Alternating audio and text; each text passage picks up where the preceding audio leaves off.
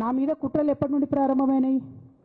ఎప్పుడైతే హరీష్ రావు గారు, రేవంత్ రెడ్డి గారు ఒకే ఫ్లైట్లో హైదరాబాద్ నుండి ఢిల్లీకో, ఢిల్లీ నుండి హైదరాబాద్లో ఒకే ఫ్లైట్లో వాళ్ళిద్దరు ప్రయాణం చేసి వచ్చినప్పుడు హరీష్ రావు గారు, రేవంత్ రెడ్డి గారు కాళ్ళు పట్టుకొని సరెండర్ అయినాక ఈ కుట్రలు స్టార్ట్ అయినాయి, నా మీద ఈ స్టోరీలు స్టార్ట్ అయినాయి, మా కుటుంబాన్ని విడగొట్టాలనేటటువంటి కుట్ర స్టార్ట్ అయింది. నేను ఛాలెంజ్ చేస్తూ ఉన్నా, రేవంత్ రెడ్డి గారు మీరు చెప్పండి, ఆ ప్రయాణం జరిగిందా జరగలేదా? హరీష్ రావు గారు మీరు చెప్పండి, ఒకే ఫ్లైట్లో మీరు రేవంత్ రెడ్డి గారితో కలిసి వచ్చిండ్రా రాలేదా? ఆ తర్వాత నుండే నా మీద ఈ కుట్రలు జరుగుతున్నాయా లేదా? సరెండర్ అయింది మీరు. ప్రతి ఒక్క విషయంలో దాదాపు ఒక 7-8 ఇష్యూస్ ఉన్నాయి, ఇన్సిడెంట్స్ ఉన్నాయండి.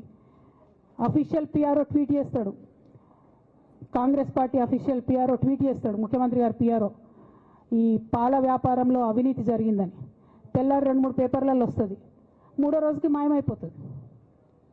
అదే కేటీఆర్ గారినేమో 3 సార్లు విచారణ పేరుతో పిలిచి వేధిస్తారు. అంటే కేసీఆర్ కుటుంబం నికార్స్గా బరిగీసుకొని కాంగ్రెస్ పార్టీతో రేవంత్ రెడ్డితో కొట్లాడుతున్నాం కాబట్టి మా మీదనేమో కుట్రలు జరుగుతాయి, మా మీదనేమో కేసులు పెడతారు. మీ మాత్రం 1 or 2 days హెడ్లైన్స్ వస్తే తర్వాత న్యూస్ గాయబవుతుంది. ఎన్ని జరగలే చెప్పండి హరీష్ రావు గారి విషయంలో? ఫస్ట్ పాల వ్యాపారం మీద ఏమొచ్చినాయి ఆరోపణలు? ఆనాడు బీఆర్ఎస్ పార్టీ గవర్నమెంట్లో ఎస్సీ ఎస్టీ బీసీ హాస్టళ్లకు ఆనాడు అక్రమ కేసులు పెట్టి ఎంతమందిని జైళ్ళకు పంపించారు. ఇవాళ వాళ్ళే తన్నుకొని చేస్తున్నారు. ఒకరు కడుపులో కత్తులు పెట్టుకొని కౌగిలించుకుంటున్నారు. ఎవరు అక్కర్లేదు, వాళ్ళే పొడుచుకుంటున్నారు. విపరీతమైన అవినీతి సొమ్ము వచ్చిన తర్వాత సొమ్ముల పంపకాలలో కుటుంబ పంచాయతీలు ఇవాళ కుటుంబంలోనే ఒకరు సహించుకోలేని పరిస్థితి. ఒకరి మీద ఒకరు యాసిడ్ దాడులు చేసుకోవాలని ఒకరిని ఇంకొకరు నవ్వుతూనే కడుపులో కత్తులు పెట్టుకొని కౌగిలించుకునే పరిస్థితులు ఈ రాష్ట్రంలో దాపురించినాయి. పాపం ఊరికే పోదు. పెద్దలు చెప్పిండ్రు, చేసుకున్న వాడికి చేసుకున్నంత మహానుభావ అని చెప్పిండ్రు. చేసిన పాపాలు ఎక్కడికి పోవు, ఖచ్చితంగా ఆ పాపాలు వెంటాడుతూనే ఉంటాయి. వాళ్ళు అనుభవించి తీరాల్సిందే. ఆయన వెనకాల ఈయన ఉన్నాడని, ఈయన వెనకాల ఆయన ఉన్నాడని. నేను ఒక మాట తెలుసుకోదలుచుకున్నాను, అంత చెత్తగాళ్ళ వెనకాల నేనెందుకు ఉంటానయా? నేను నాయకుడిని ఉంటే ముందుంటా, మా వాళ్ళకి తోడుకుంటా.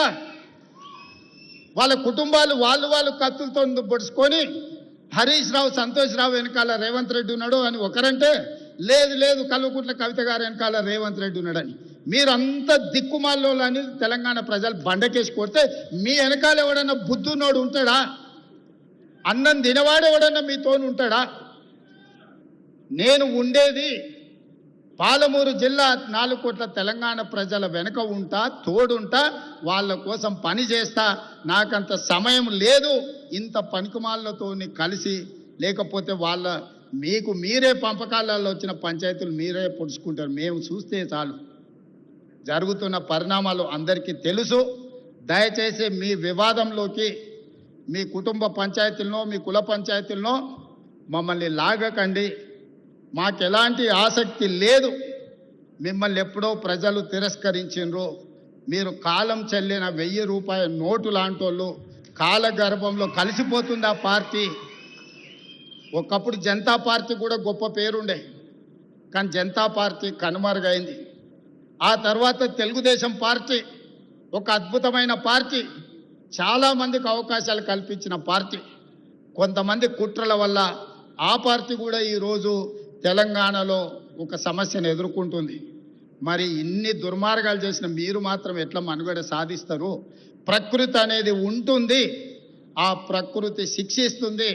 అందులో మనకి ఎవరికి ఏమాత్రం ప్రమేయం లేదు.